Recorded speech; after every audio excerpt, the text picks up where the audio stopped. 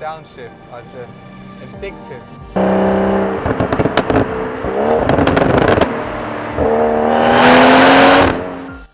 Hey guys, welcome back to another Petroholics video.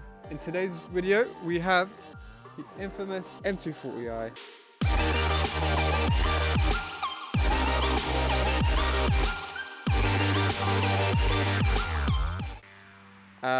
Basically, as you guys know, we did a stage 1 tune on this and a double resonator mod and some additional burbles as well. We'll clean up the car. The car's looking nice and clean for once. And now I'm gonna do my first reaction video on this car. I'll be honest, it's not actually a first reaction video because this is my third time filming this. We had camera and technology issues. The first time my phone, which we're using as a camera because it's so good, it does automatic lighting, it's 4K, connected to the CarPlay automatically and missed the whole 40-minute recording. And then the second time we had some issues with the mics where we weren't able to use the stereo mode because I'm using 2 mics, one in the exhaust bay, one recording my voice. We weren't actually able to use that and record that. So this is actually my third time recording this. I'm sorry.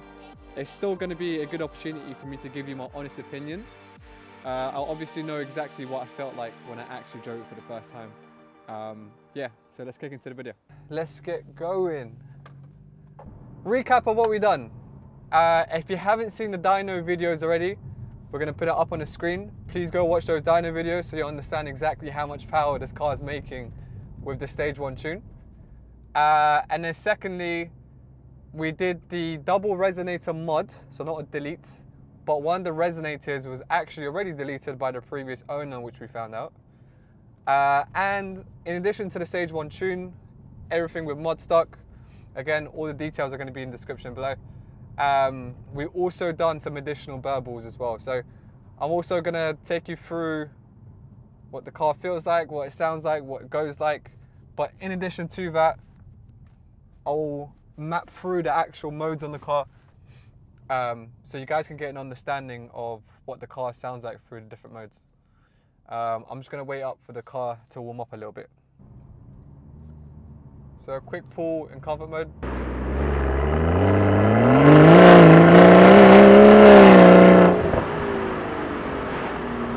So this is the thing. The car, so the stock power run was 348 and it's currently making 410 bhp. Now before we did the stage 1 tune, we still never really had traction in like gears 1 and 2. From gear 3, you have all the traction in the world, okay? And especially if it's summer, it's dry, etc. But now that it's cold, it's winter, even in stock form, you wouldn't have had that much grip. It's rear-wheel drive. The car has a lot of torque.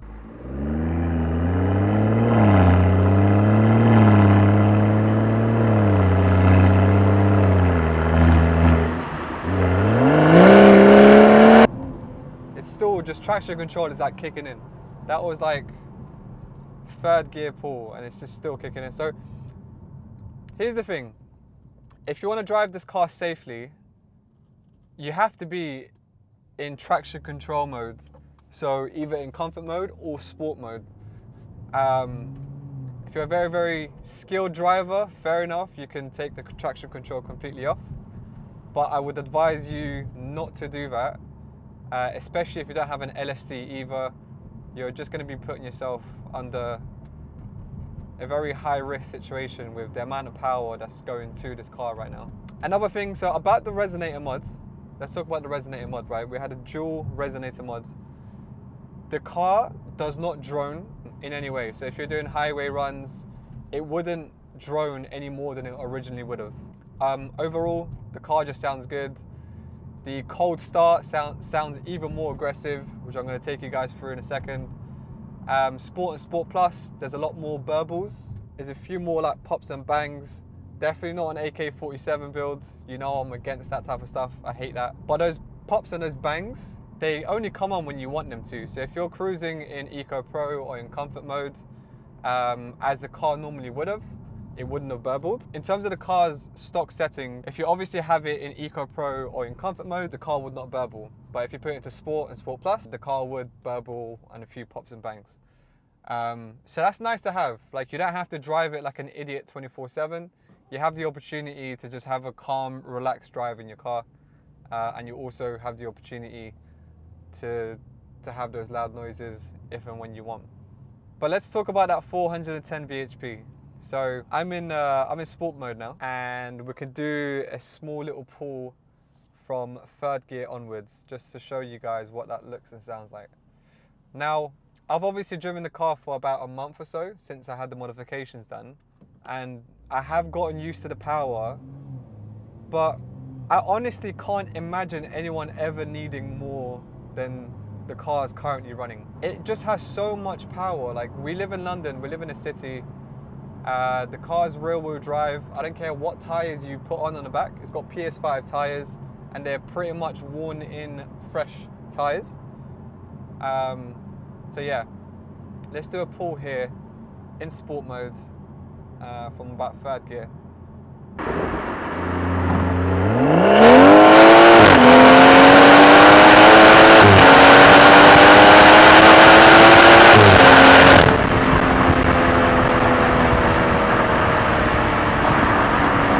The car is just effortless. Like, if I test drove this car at BMW right now and they told me that it has this much power, I would believe them, because it feels like the car was designed to handle this much power.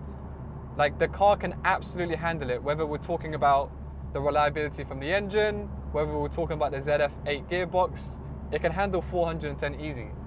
The car doesn't struggle, the car doesn't feel any different from like the way it drives, the drivability of it, the torque. We have even more torque now. I think we're hitting like 615 Newton meters of torque in this car, which is just absolutely insane. I think we had roughly around 100 Newton meters of torque increase. We're also running the MSD air intake. Don't forget, we're not running the start air intake. The MSD air intake, again, go watch the video. For whatever reason, it didn't actually increase the bhp of the car, but it did increase how much torque the car is able to achieve.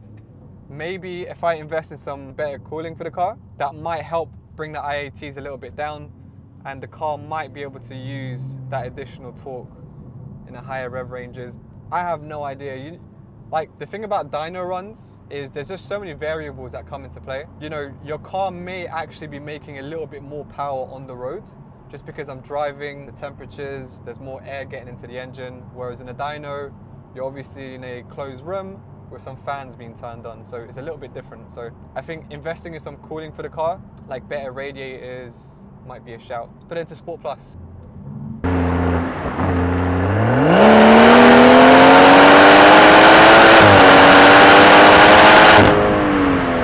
The car is just absolutely insane.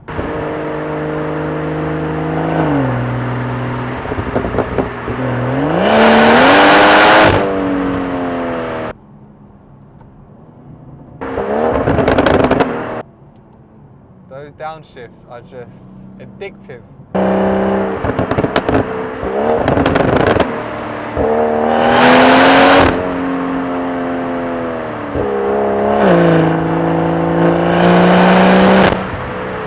The exhaust notes, the pops, the bangs, in combination with the MSD air intake, beautiful recipe. That marination is on point. Ooh!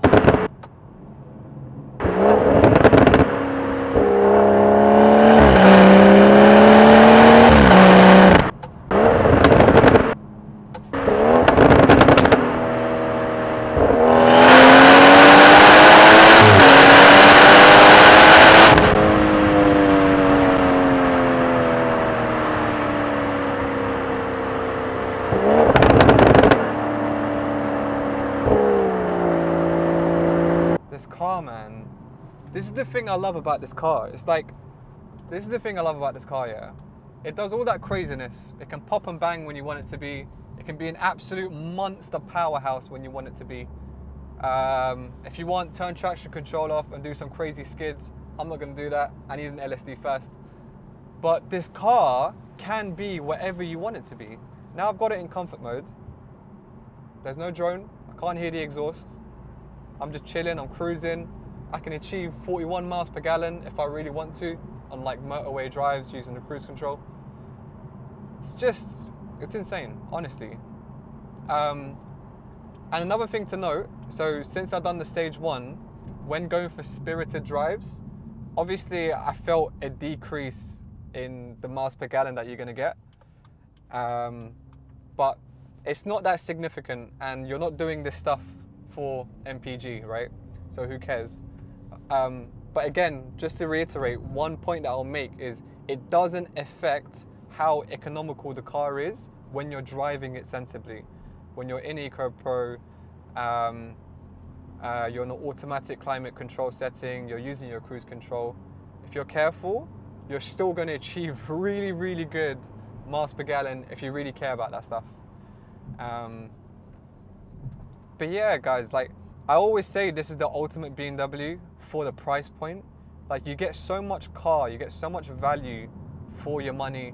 Because don't forget, like this is a low mileage example and it's still like a 21K car. You can find even cheaper examples where it's like, you know, a 60K example for around the region of like 18K or so. And the market for modifications in this car is obviously very accessible. One thing that I would say is, me personally, if I had to do it again, because I've got the M Performance back box, okay? And then the rest of the exhaust system is basically stock, and we made some modifications to the resonators. It's running stock downpipe as well. If I had to go back, firstly I would keep the stock downpipe because I don't want my car to smell. I heard that decats really stink and you can obviously fail MOT, etc. The do resonator mods, definitely go for them. And then the back box, if it was me, I would have just kept the original back box. I would have took it to Chris and his boys from Modstock. I would have handed the keys over and be like, Chris, sort my shit out. And he would have sorted it out for me, and it would have been really, really cheap, because let's be honest, new exhaust systems, we're probably talking about £1, £1.50.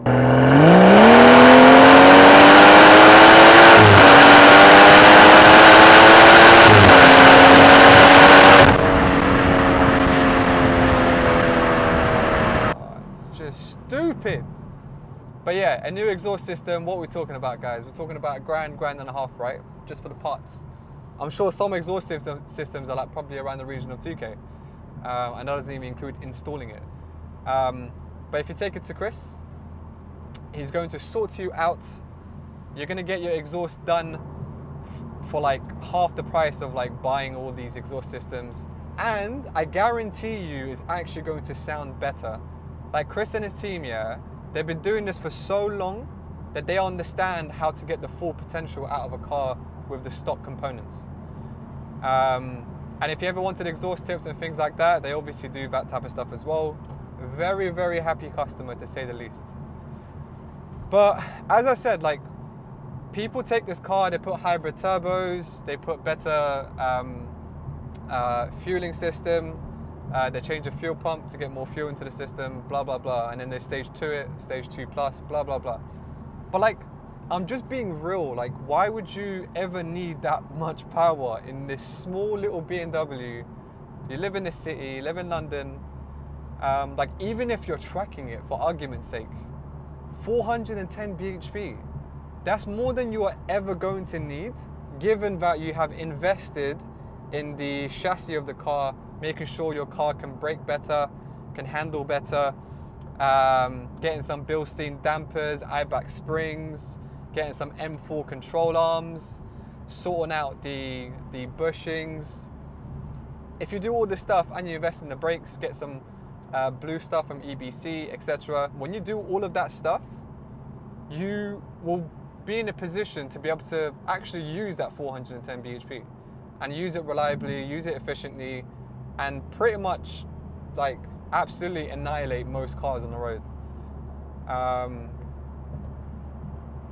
I can imagine going to 500 bhp and actually not enjoying the car anymore, because I know, you know, 70% of the time, the type of places that I drive in, I'm not going to be able to use it. I'm not going to be able to enjoy it. You're instantly in a situation where you may be going over the speed limit.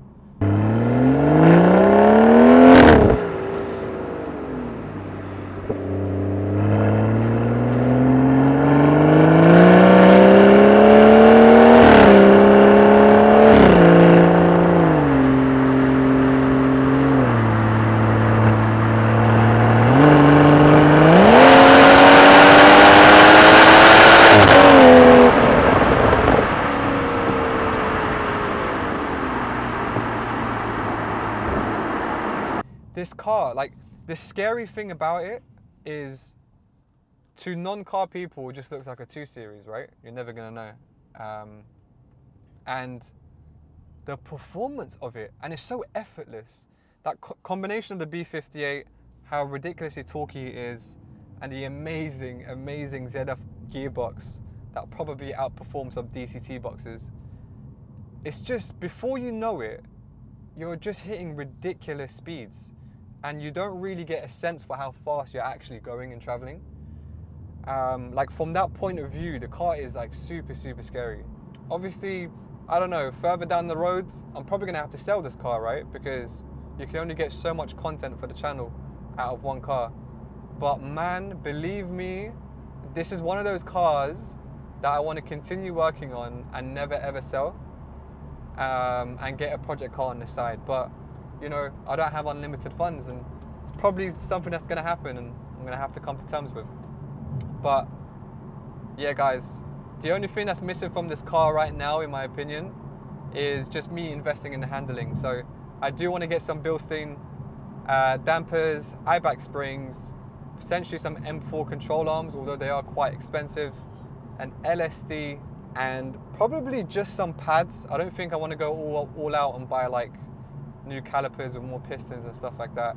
It's just so much money. But if I was to do all those things that I just listed and do like the rear subframe bushes and things like that, if I was to do all of that, I just know this will become the ultimate car. Like, it really would be. Because in terms of total spend at that point, you're probably talking about 30K. In terms of buying the car, all the modifications that I would have made by that point, it would have been probably in the region of 27 to 28K, almost touching 30. And I would have built an absolutely insane machine that can handle all of the power, that can annihilate most cars, and that could be really quick and feel like an M car on the track when I make those specific modifications to the chassis. And not forgetting then an engine strut brace, an underfloor brace as well for the car. All of those type of things, just to improve the rigidity of the car. Because I always say the one thing that's missing from this car is that handling. It just doesn't give me confidence. I'm not a massive fan of the M Sport suspension. So guys, this is the noise in comfort mode.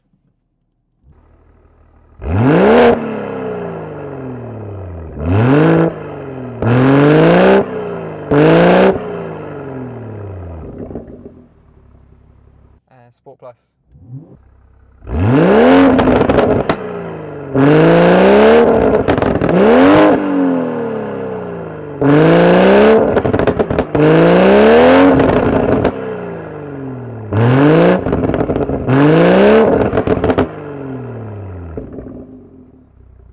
As always, guys, if you liked it, please give it a like.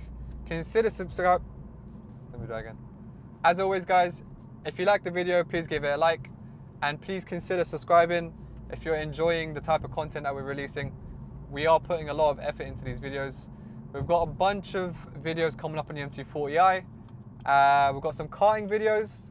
I finally had my first go at a senior road tax. We're also going to be releasing a video on a new project car. Make sure you sign up to the actual notification bell so you're notified each time we release a video.